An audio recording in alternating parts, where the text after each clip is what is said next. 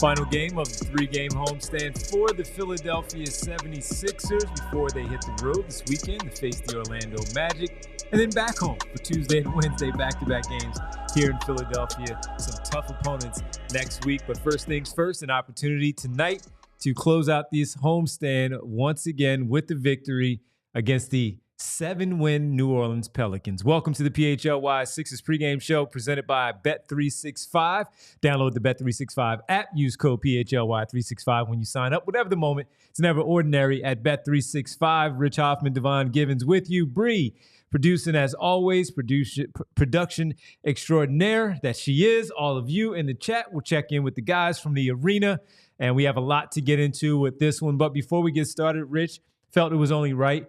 We didn't say anything on Wednesday. We were trying to kind of let things play out a little bit before we said anything, but we do want to acknowledge everything that is going on with the horrific fires that have taken over LA and the surrounding areas, and the fires that are just it looks like a movie. So want to send our thoughts and prayers and for everyone, whether you have family out there and you're watching and you're thinking about your loved ones, or just simply just because we are human beings who have feelings and care about things, that we wanted to send our thoughts and our prayers to everyone in Los Angeles dealing with all of the fires that are going on right now that has just taken over that area, forcing people out of their homes, a lot of destruction that has already taken place, and they're really doing a fantastic job, at least from the things that we've been able to read and see, of trying to contain things, but it is not easy at all. So our thoughts and prayers to everyone out there in Los Angeles.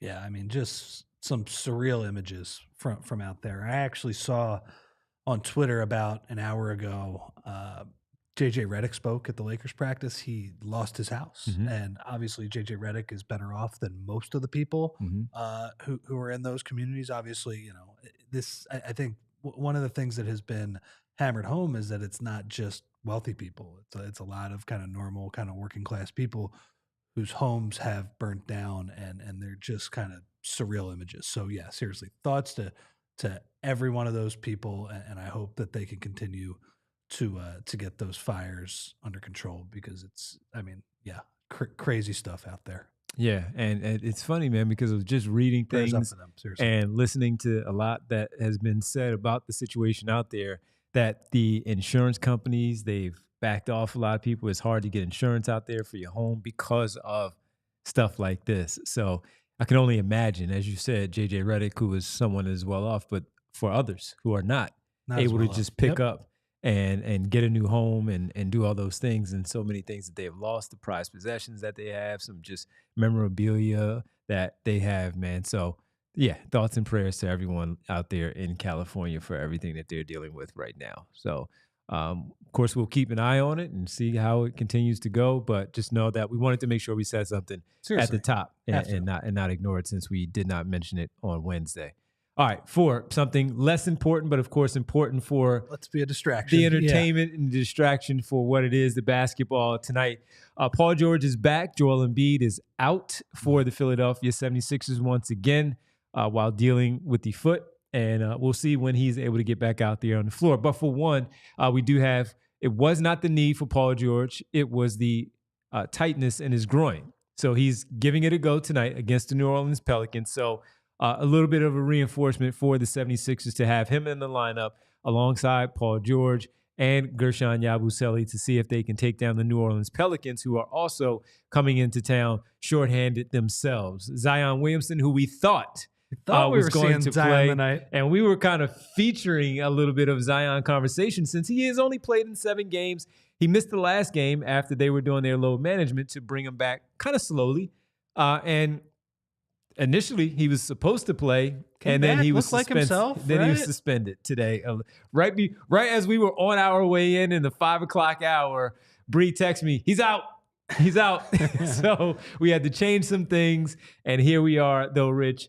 We'll get to the Paul George piece, but just quickly, just another opportunity for them to do what they're supposed to do against a team that is shorthanded. Even still, they're a 7-win team. Talent, less overall. Brandon Ingram, Herb Jones, Trey Murphy, and now Zion Williamson out. Sure, they do have DeJounte Murray and CJ McCollum and a few other players that are pros. They're some real legit pros, but the 76ers should take care of business once again against a basketball team that has only 7 wins. We'll get to the Pelicans in a sec, but I want your take. What's your general feeling on Zion right now? Because, by the way, I don't know if we said it, but Zion got suspended tonight because he was late for the team plane. I don't know. That New Orleans traffic got him or whatever. But the Pelicans suspended him for this game specifically because he was late to the plane. Yes. So I will use that as a springboard to ask you, how you feeling about Zion, man? He can't get out of his own way. I personally, you talk to people, I talk to people, not, of course, just here, but around the NBA. Some have said for a long time, even before the draft, that he wanted no parts of going to the New Orleans Pelicans. It's almost as if he's always wanted to just kind of find his way out of that area and play for another organization. I'm not saying that's what's happening. Of course, we're not reporting that. I'm just giving my sense of what is going on with him. He can't get out of his own way. It seemed like he got his weight under control a little bit at a pretty good weight to play this season. And even with that, he couldn't get on the floor from the very beginning. So it's one thing after another with Zion Williamson. So with me zooming out from my lens, miles and miles away, but it just doesn't seem like he can get out of his own way. I don't know what it is exactly, but from afar, that's what it is for me. So I would love for him to get it together because he's such a talented player, and we know how much he means to that franchise. But it just seems like he's at some point, if he's not already tired of them, they're going to get tired of him. They're going to want to make sure that while they are where they are organizationally, injuries they can't do anything about with anyone. But when you make a number 1 overall selection like him, they've shown some promise. They've made the postseason. He has lifted up the fan base, if you will, or at least the interest in the Pelicans, but he can't stay on the floor. So somewhere, somehow, players, coaches, their GMs, they're going to lose their job. Someone's going to have to make a decision of what's going on. And it seems like this is more, I don't know if it's going to be this trade deadline. Maybe it's the summer, but something has to give, and he just can't get out of his own way once again. He seems like a pretty good change of scenery candidate. I'm with you 100% on that.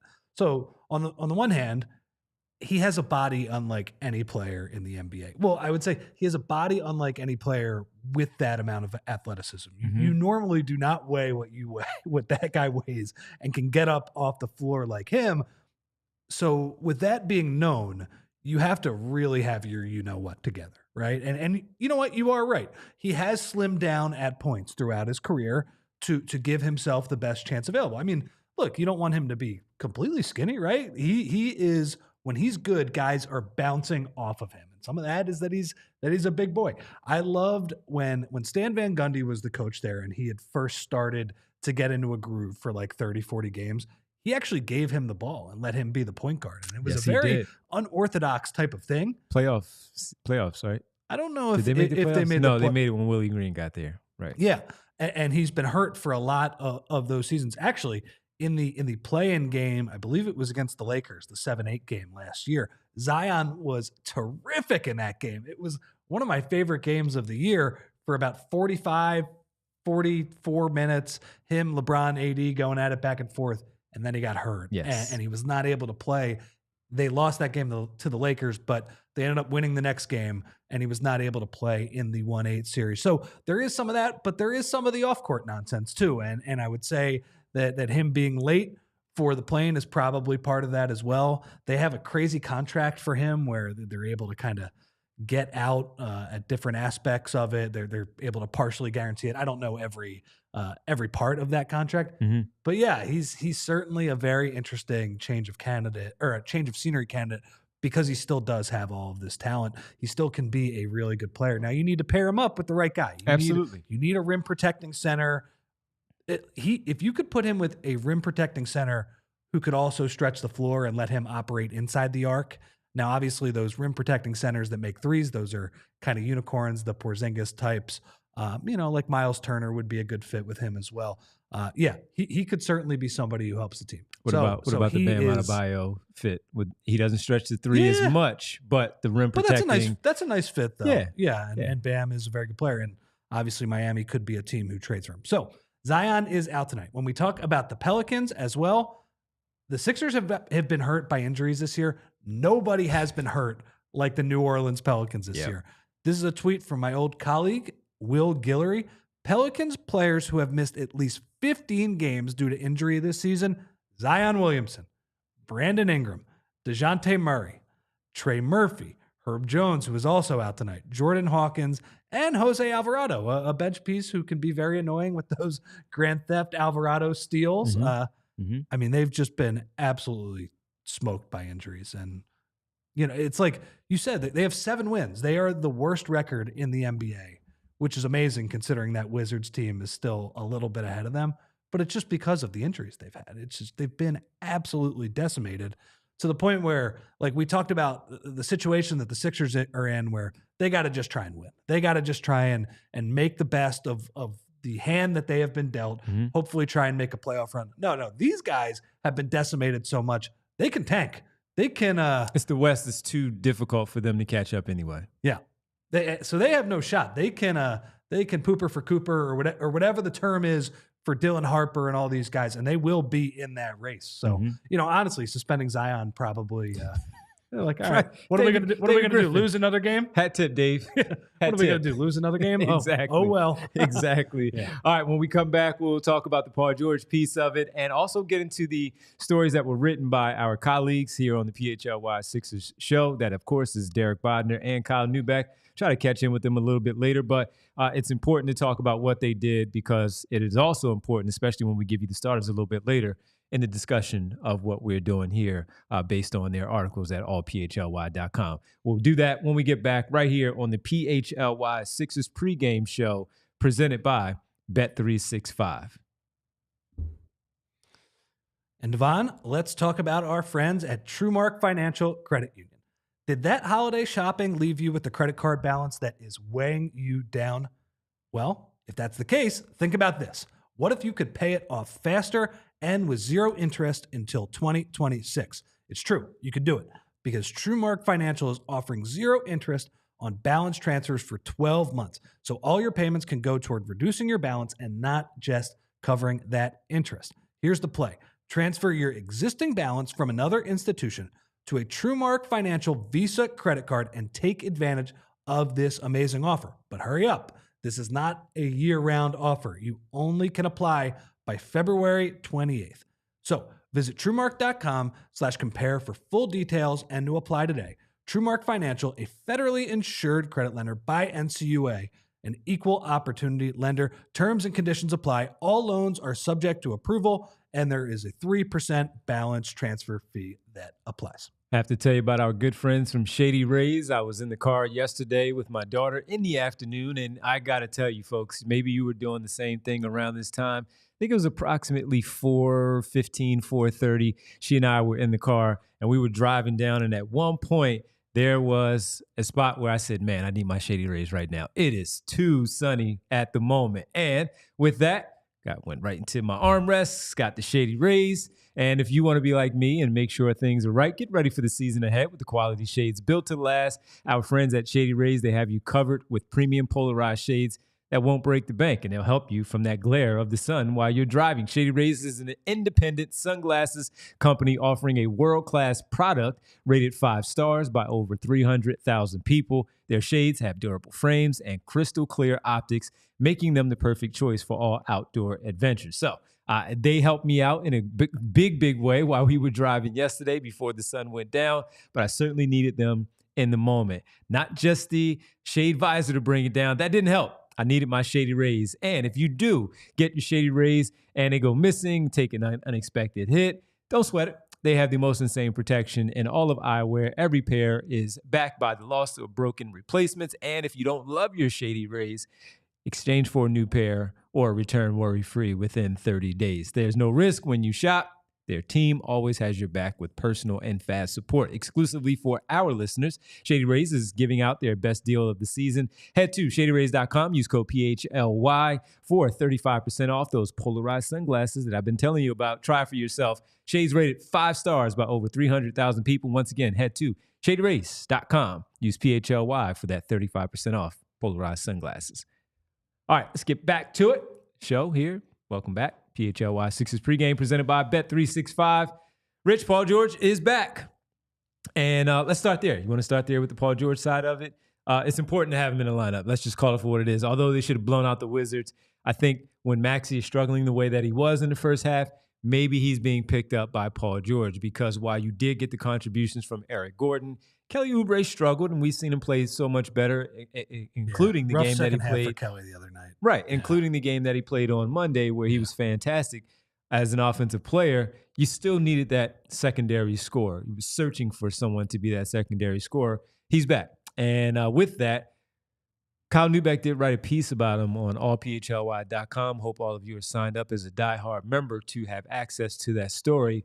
What were your takeaways that really stood out to you from Kyle's piece? Yeah, I mean, Kyle and Derek both wrote stories today, so sign up to be a diehard at allphly. We have a good offer going on right now.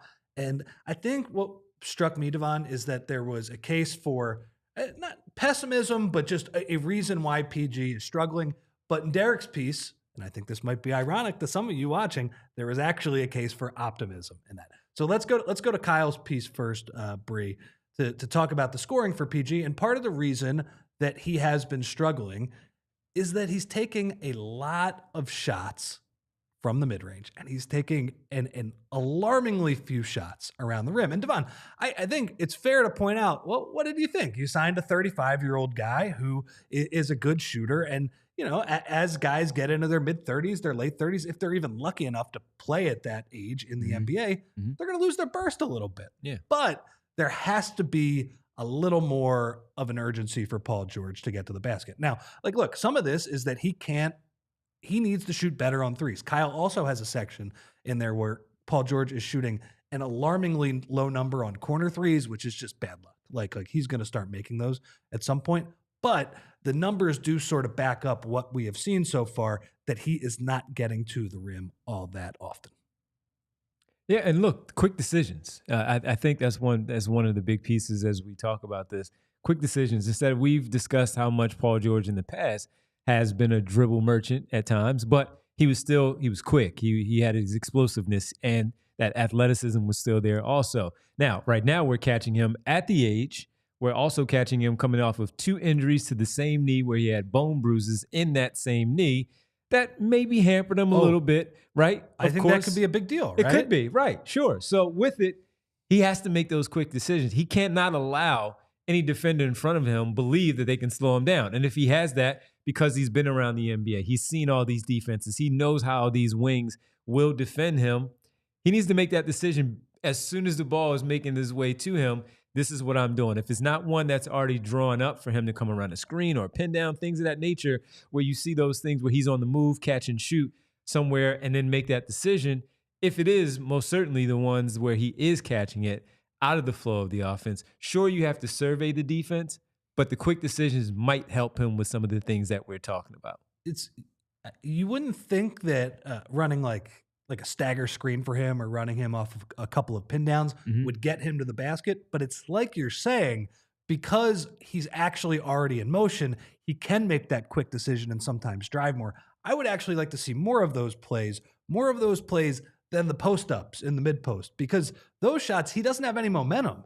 And a lot of the time, he's catching it with his back to the basket. It's pretty hard to make a quick decision there. And obviously, he is skilled enough to make some of those difficult shots, some of those shots with a hand in his face from 16, 15 feet. And sometimes you do need those shots. I'm not saying that you have to completely extricate those from your shot diet, but it would be better to see him on the move a little bit more, getting downhill, because you're looking at it compared to 5 years ago, as Kyle put in the piece. In 2020, 2021, 18.5% of PG shots were 0 to 3 feet around the basket. He's taking half of those now, Devon, 9.2%, which is even a big drop off from last year. I also think the point you made, though, that the injury and just dealing with the knee issue, I wonder if he doesn't trust it all the way. And hopefully that's something he can gain a little more trust in the rest of the year. But that's part of the reason he's struggling, is that it's a lot of mid-range jumpers. It's a lot of jumpers. Look, Paul George at this age, as Derek said the other night, is going to be a little bit of a streaky player because he is going to rely on that jump shot a lot. but he does need to get to the rim maybe a little bit more than we. Some of those lower percentages that you talked about, how much of that do you believe not when Embiid is not on the floor, but instead when he is on the floor, still trying to find his way with the trio of the big three? I think those should get better. I think just when they've played in the very few minutes that Maxey and Embiid have played together, they just don't look like they're on the same page, right? And I think that's part of the shots not falling. Now, that's more of a team issue than just, him not being able to get to the basket, those things. Now, we couldn't account for the injury, of course, even though we knew that he would miss some games, but that was more load management but he got stuff. hurt in the preseason. Sure, and he tweaked it again. So we couldn't account for that. But one thing that I thought, and I gave a lot of credence to because of who Joel Embiid is. Oftentimes, when all four of us, Bree included, all five of us, when we would talk about this stuff, I would say to our friends here out in the community that, yeah, but he hasn't played with someone like Joel Embiid. The shots are going to be there. Yeah. Easier shots are going to be there. And the fact that they have not been able to play together for a number of games overall, I think that plays a big part into why, and then you add in the knee issue, just in general, that he has not been that player. Because when we were at training camp, he looked fine. Yeah. They were talking about him all. I was talking to one of the assistant coaches and after a couple of practices, and he was like, yo, I haven't seen anybody make shots like that in a long time, the way that he does it. Then the injury occurs. Now, of course, this is their prize free agent. He's doing their thing, but sometimes you have a relationship with coaches and they tell you the truth, right? They don't have to just sugarcoat anything just because it's the prize free agent that they went out there and acquired. But the injury, the absence of Embiid, and his absence of being on the floor, this is why we also haven't gotten the duo of Maxey and George when Embiid is not on the floor the way in which we thought we would. Yeah, for sure. Okay, so that is the case for pessimism or why PG has struggled. Let's give you a little bit of optimism, Bree, and that actually comes from Derek's article. And the point that Derek is making is that when the wing trio of Paul George, Caleb Martin, and Kelly Oubre play together, the Sixers are getting stops. And this is a little bit of a microcosm of the Sixers' larger story this year, Devon. The defense has actually been pretty good, especially considering Joel Embiid has missed a lot of time. Mm-hmm. But the offense has struggled, right? And that's been PG and this team. And the point that Derek makes is when those guys have been on the court together, they it's 108.9 points per 100 possessions, which is in the 84th percentile of all lineups in the league. And Devon, that is despite other teams shooting the heck out of the ball from beyond the arc. And those 3-point numbers, I mean, teams are shooting 47% on mid-rangers, way above league average. 42% on three-pointers, and these guys are still getting stops, and they're getting stops because they're turning people over. Mm-hmm. People aren't making shots inside the arc, and they are cleaning the glass and rebounding when those opportunities present themselves. Anyway, the two things I would say there is that shooting is not going to hold over a full year. So it's already very exciting that they're getting these stops. And number two, they haven't played with Joel Embiid all that much. And Joel Embiid, we have 8 years of evidence at this point that he helps your defense by just standing in the middle of the paint because he knows where to go. Teams are afraid to shoot against him. So if you want to look for a case for optimism, these guys, when the three wings play, and conceptually we've seen it, right? They're able to switch. They're able to be aggressive. If one of them gets beat, you have somebody like PG or Kelly on the back end who can make a block, make a good hands play. That's exciting. Like sure. They have a chance to be a pretty darn good defense if they can stay healthy, which has been the story of this season. And we've even seen it when Joel Embiid has been out there, the amount of games that he has missed, even when he's out there, the difference that he makes while he doesn't get up there and he doesn't block every shot, the difference that he does make there on the back end. And we always talk about it. Hey, something happens up front, cool. The big fella's back there to clean it up. Yeah. And even not at 100%, he's still that good where he can change some shots and he can make people think about different things overall. All right, let's head down to the arena. I also like Igavini saying, love to see Derek being optimistic. It just hits different.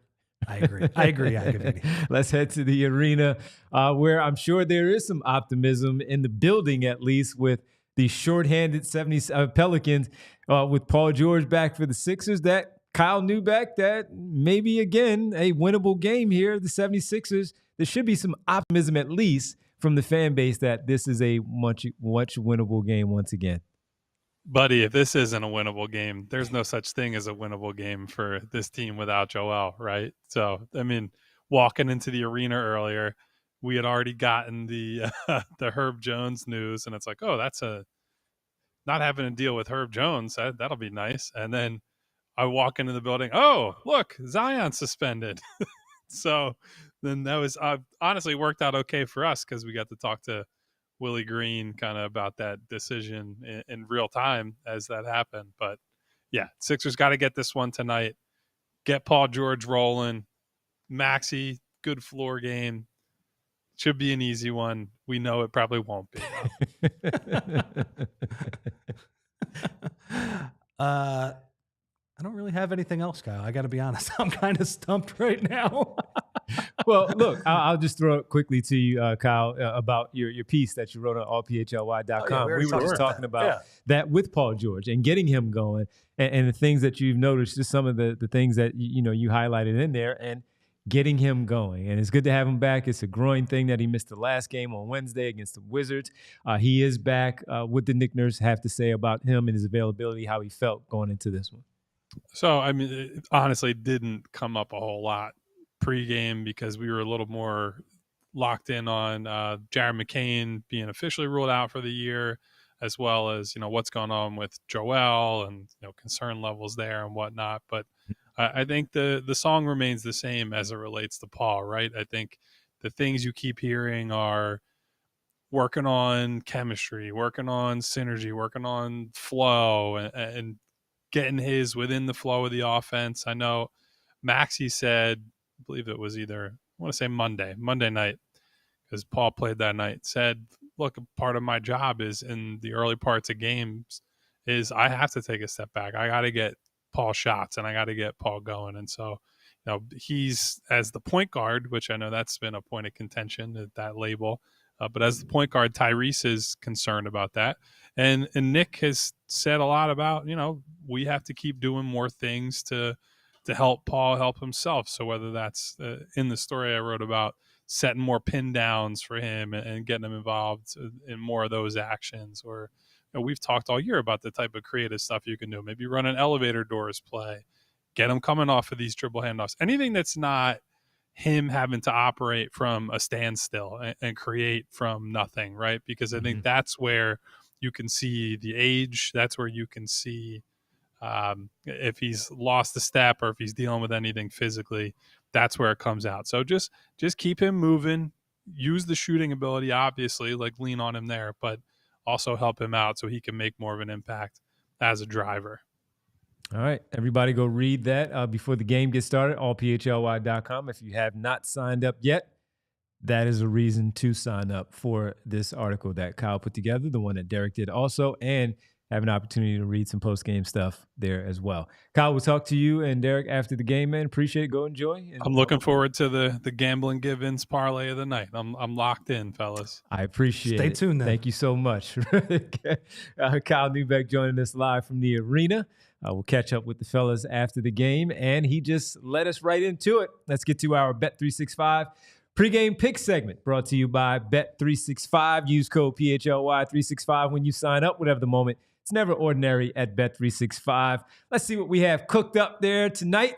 Tyrese Maxey, his last 3 games at home, Rich, against Western Conference opponent, 31-plus points. Okay. So I went with 25 here plus for Tyrese Maxey, and I put that one together with Guerschon Yabusele. Over 1.5 threes. He made 5. Lock. In the win on Wednesday against the Wizards.